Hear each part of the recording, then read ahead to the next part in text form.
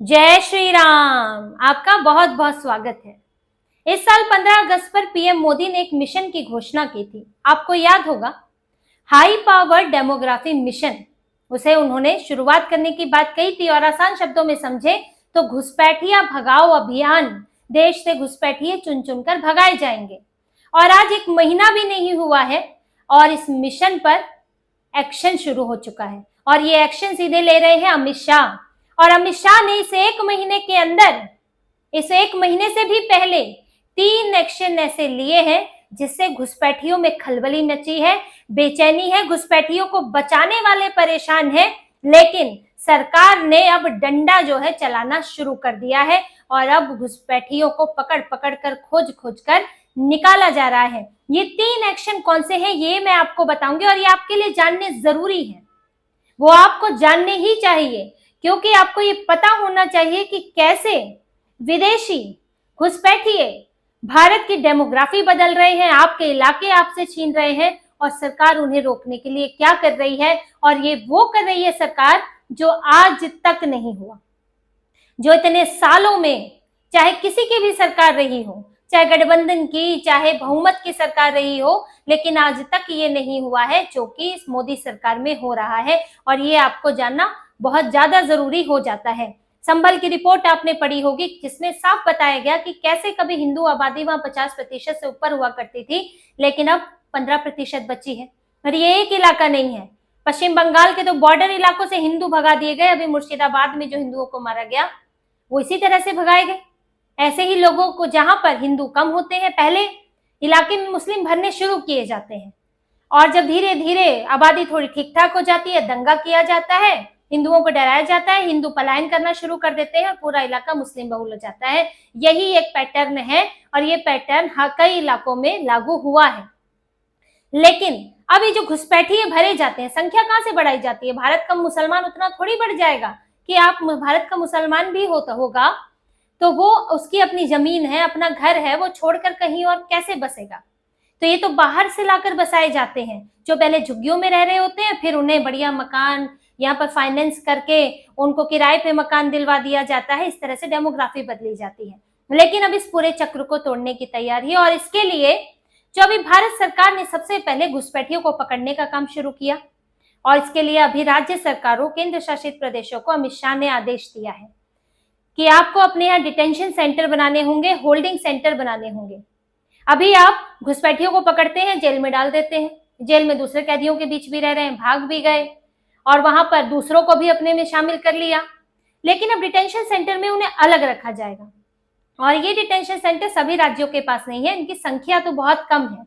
एक असम में है, अभी महाराष्ट्र सरकार ने मुंबई में डिटेंशन सेंटर बनाने के लिए जगह ढूंढ रही है महाराष्ट्र सरकार, उसके लिए उन्होंने अभी आदेश दिया था कि ये बनाया जाए। यहाँ पर दूसरे केंद्र शासित प्रदेशों को भी आदेश दिया गया है और ये गैजेट नोटिफिकेशन जारी करके आदेश दिया है। ऐसा नहीं है कि सिर्फ मुंह से बोल दिया है और ममता बनर्जी और यहाँ पर एम.के. स्टालिन, इनकी जैसी सरकारें मुंह बंद करके बैठ जाएंगी और कुछ नहीं करेंगी, ऐसा नहीं है।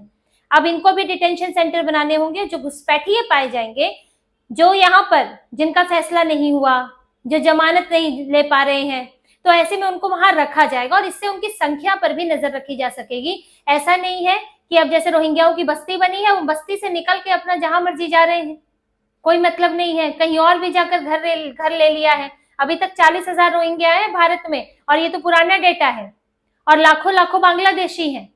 तो इनके अगर ये डिटेंशन सेंटर में रहते हैं तो इनकी संख्या पर भी नजर रखी जा सकेगी और ये दूसरी आबादी में घुलने मिलने से इन्हें रोका जा सकेगा।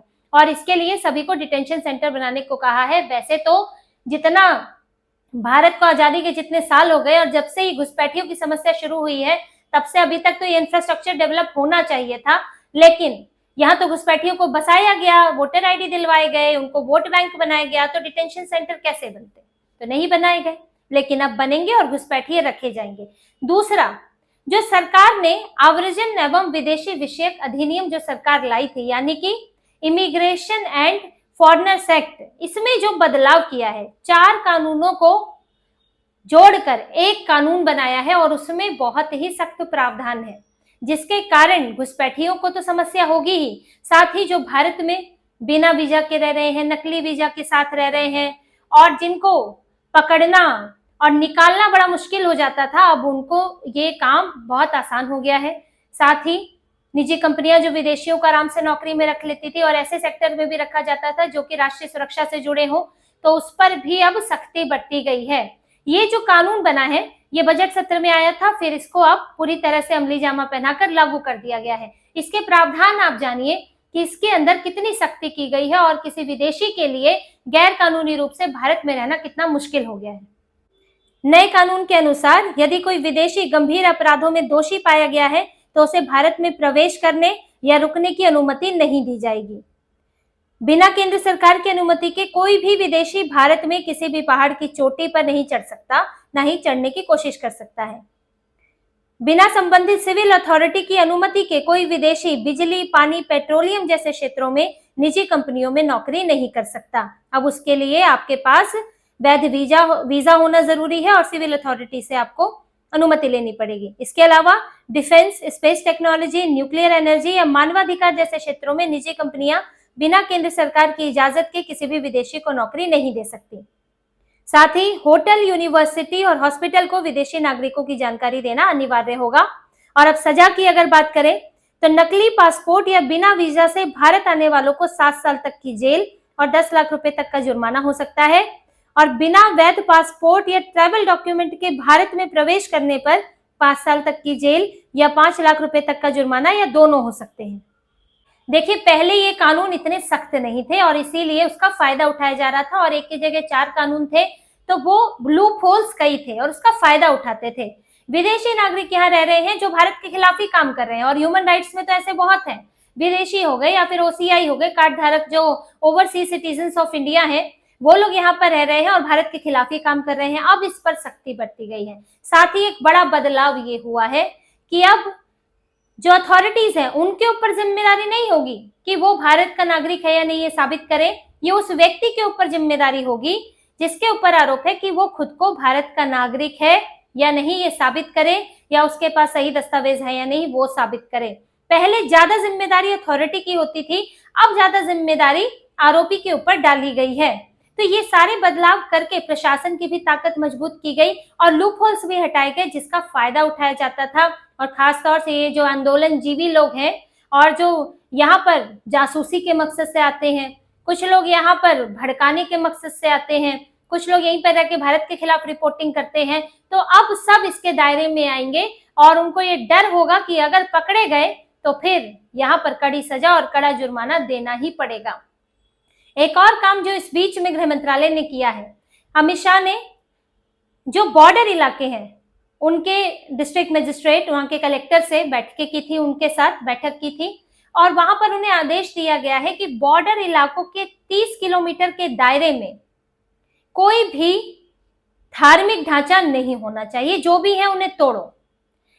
यहाँ पर बॉर्डर पर देखा गया है, खासकर नेपाल के बॉर्डर पर भी ऐसा है, बांग्लादेश के बॉर्डर पर भी ऐसा है कि कई मस्जिदें बन गई, कई मदरसे बन गए जिनका अता पता नहीं है, जहां पर इतनी आबादी भी नहीं है मुसलमानों की, लेकिन वहां पर बन गए हैं और उसको लेकर अब जांच भी हो रही है। साथ ही कहा जा रहा है कि इतने दायरे 30 किलोमीटर के दायरे में तो होंगे ही नहीं, क्योंकि इस्तेमाल ये होता है कि बॉर्डर से पार करके आए, क्योंकि पूरा रैकेट है यहाँ बसाने का, तो बॉर्डर से पार करके आए, घुसपैठिए। अब उनको लोग अपने घरों में तो रखेंगे नहीं, जो वहां के पहले के रहने वाले लोग हैं, चाहे हिंदू है या मुसलमान है, वो अपने घर में तो जगह देगा नहीं, तो उन्हें ठहराया जाता है मदरसे में, ठहराया जाता है मस्जिद में। अब वहां कौन देखेगा तो धार्मिक मामला बन जाएगा।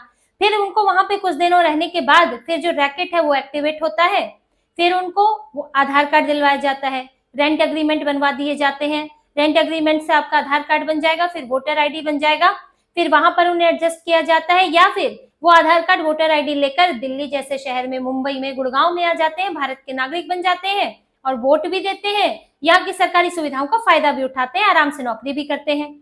तो ये धार्मिक स्थलों का इस्तेमाल हो रहा है इनको शरण देने के लिए। इसीलिए बॉर्डर के पास इतने किलोमीटर में, 30 किलोमीटर में कोई भी धार्मिक ढांचा अगर है तो उसे तोड़ा जाए, इसके आदेश दे दिए गए हैं। यूपी में भी नेपाल बॉर्डर के पास इस तरह के ढांचे तोड़े गए हैं, बुलडोजर वहां पर चला है, अब और भी इलाकों में चलेगा। जो भी बॉर्डर का इलाका है इसके आदेश सख्त तौर पर गृह मंत्री से अब आए हैं। तो यानी कि ये जो पीएम मोदी ने कहा था कि हाई पावर्ड डेमोग्राफी मिशन जो होगा, जिसमें भारत की डेमोग्राफी बदलने की जो कोशिश हो रही है उसको नाकाम किया जाएगा। ये सब इसी कड़ी में हो रहा है और सरकार इस पर अब बहुत ज्यादा सख्त है, गंभीर है और इसी कारण कुछ लोगों की परेशानी भी बढ़ी है। जैसे ममता बनर्जी तो है ही, वो तो एसआईआर से भी परेशान है, घुसपैठियों की संख्या को लेकर भी परेशान है और उनका वोट बेस को लेकर भी परेशान है। लेकिन अब जिस तरह से केंद्र सरकार सख्ती बरत रही है तो इसमें इनकी परेशानी अब कम होने से ज्यादा बढ़नी ही है। और आपने पिछले कुछ दिनों में देखा होगा कैसे गुड़गांव में इस बात को लेकर सख्ती बरती गई और घुसपैठियों की जांच की गई, दिल्ली में भी जांच की गई, गुजरात में। बट ये जिस तरह से नदी के किनारे इन्होंने पूरा का पूरा अतिक्रमण करके रखा था उसको भी हटाया गया है और अब इसमें ना तो ये आंदोलनजीवी कुछ कर पाएंगे, ना ही कोर्ट में भी इन लोगों ने जाकर देख लिया है, कोर्ट से भी इनको कोई फायदा नहीं हुआ है। और भारत में तेजी से ये जो रिवर्स करने की कोशिश की जा रही है कि ये जो अभी तक बदलाव होके भारत के लोगों के अधिकार छीने गए हैं, अब उन अधिकारों को छीनने वालों को सजा दी जाएगी और भारत से बाहर डिपोर्ट किया जाएगा। और सभी देश ऐसा करते हैं। अमेरिका ने अभी डिपोर्ट किए हैं इलीगल इमिग्रेंट्स, क्योंकि जो अवैध तरीके से रह रहा है उसको क्या मतलब है, यहाँ पर वो अपराध करेगा और सोचते हैं कि अच्छा पकड़े भी गए तो क्या बांग्लादेश भेज देंगे वापस, फिर आ जाएंगे जी, दोबारा आ जाएंगे वहां से बॉर्डर से। रोहिंग्या भी यही सोचते हैं। तो ऐसे में इनके ऊपर अब नकेल कसी जा रही है, पकड़ा जा रहा है, सही तरीके से वापस किया जाएगा और जब तक वापस नहीं होते हैं तो डिटेंशन सेंटर में रखा जाएगा। और सरकार इसको लेकर जिस तरह से गंभीर दिख रही है तो कुछ ही वक्त में इसके नतीजे भी दिखने शुरू हो जाएंगे।